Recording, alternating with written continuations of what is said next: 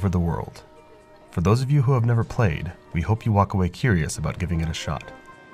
And those of you who are already fans, well, I hope you're left feeling that Illuminati Confirmed is in good hands. You know who Steve is, right? Steve Jackson came out of the old school wargaming community, you know, pushing miniatures around on a table in the 70s. And Steve had some terrific ideas for balancing games. He had several games that he did. Ogre was the first really big one. Car Wars was probably the biggest one for him for the longest time in the 80s. Then another great game demanded Steve's attention. The original version of Illuminati came out in 1982. In the mid-90s, it was expanded into a massive collectible card game, but across every version, basic gameplay is simple enough. An attacker takes their power, minus the target's resistance, then rolls 2 dice. 10 minus 0 is pretty easy to roll, so let's say the attacker wins and now the group is under their control. Every alignment that the two groups have in common, like how the CIA and the Cycle gangs are both violent, increases the attacker's odds. It's just enough to track in your head once you know the 4 pairs of basic alignments and the 1 special pair. Liberal and conservative. Straight and weird. Peaceful and violent. And government versus communist. In the 90s, we would replace communist with corporate. Finally, criminals attract other criminals, but have no opposite, while fanatics all oppose each other. Some groups have a lot of alignments, others have none. Different Illuminati have different goals. For example, the Bavarian Illuminati is gathering power. The Servants of Cthulhu? They just want to destroy things. Discordia wants to make things weird. The first 2 expansion sets doubled the number of cards you had to play with, and the third, well, we'll talk about that later. So Illuminati had always been a reflection of the world as it was then. It's always been a real balance in Illuminati in terms of surfing right up against the edge of the zeitgeist, but also feeling timeless. This version we call Illuminati New World Order.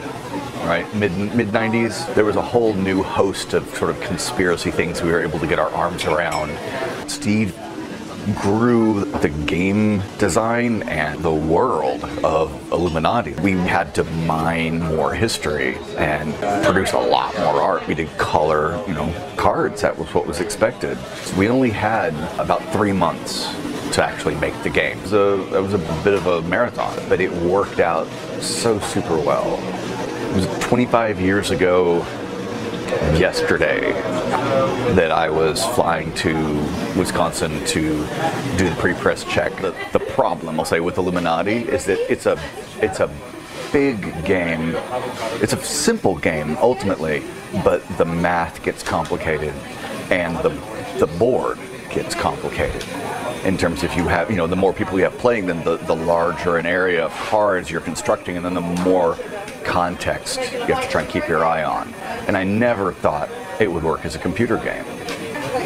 And almost a year ago that I just thought of an idea that... Let's talk more about gameplay.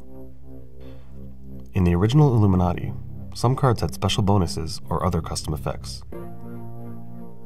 In New World Order, every card had a wide range of special rules. One expansion introduced the orbital mind control lasers, which for the first time let the Illuminati change a group's alignment, bringing all kinds of flexibility to gameplay. Since fans were excited about altering alignments, Expansion Set 3 introduced brainwashing to add or remove an alignment, using tokens to help remind players what changes had been made. This was one of 2 reasons why the 3rd expansion set was literally a game changer. The other reason? Global propaganda. As world opinion sways, say more communist or more liberal, the power of groups with these alignments increases. When it's easy to change alignments, and alignments modify a group's power, considering any action against any group requires some serious time and attention. Steve brought a limited version of this to New World Order as themed sets of alignment modifiers. It made the game feel deeper, but at a cost. Games get long. Also in the original Illuminati, we had 15 different special cards to help bend the rules of the game. In New World Order, those 15 turned into hundreds of plot cards, vastly complicating gameplay. So which version should the video game target?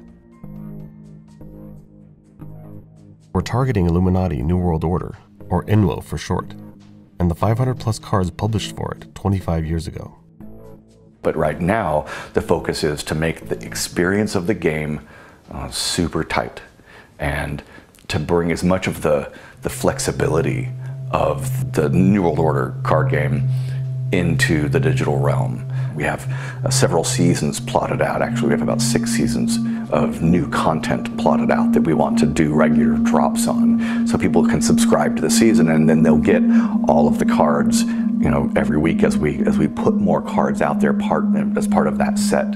We'll have, you know, there's a magic Illuminati that they collect magic, and they have a lot of magical resources that we'll be introducing in the game. We want to do one set just looking at kind of the personalities that were so popular in New World Order.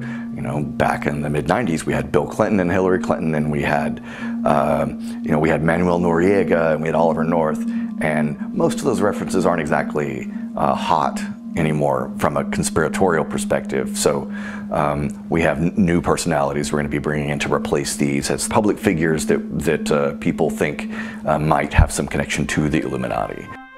Millennials, with art shown here by Illuminati New World Order artist Dan Smith, is one of the new groups you'll see, along with the Boomers. And since the real KGB rebranded themselves as the FSB, we have the former Soviet Bros. As long as we are creating all new art, even for existing cards like California, we're working to lessen the game's difficulty by making its complexity more delightful. What if instead of liberal government, you could make California peaceful and have that transform the art? Or say they instead become conservative, or peaceful criminal, or even corporate and fanatic. How we plan to bring the art to life, and other details about the game itself, are secrets that will be revealed in the weeks to come.